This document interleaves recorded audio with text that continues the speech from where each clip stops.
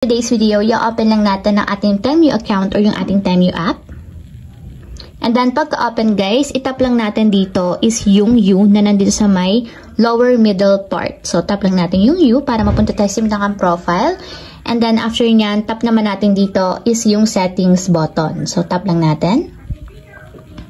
And then, after nyan guys, itap naman natin dito is yung account security. So, dito naman sa account security is hanapin nyo lang dito yung two-factor authentication. So, kung makikita nyo naman guys, naka-off siya. So, ang gagawin natin para ma-turn on is itap natin yung turn on na nandito sa right side. And ayan guys, pwede tayong mamili dito kung paano ba natin i-enable ang two-factor authentication. So, pwede siya through phone number or pwede naman siya sa authenticator app. So, ito na lang piliin natin guys, yung phone number para mas madali. So, that naka-enable is yung phone number and then tap natin yung continue. So, ayan guys, ilagay nyo lang yung phone number na gusto nyong i-add as a two-factor authentication kapag magla-login tayo ng Temu account. So, lagay nyo lang yung phone number. So, after nyo may lagay yung phone number, tap nyo lang yung submit.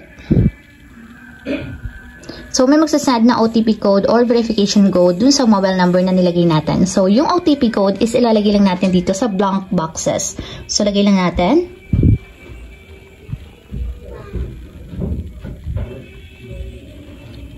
So, yan. After may lagay is nag-auto-verify na siya. And kung makikita nyo naman, lumabas din dito guys yung ating backup code. So, isave nyo na lang yun din yung backup codes natin.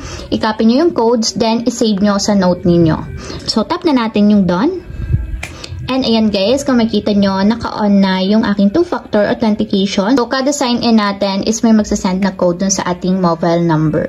So, ayun lang.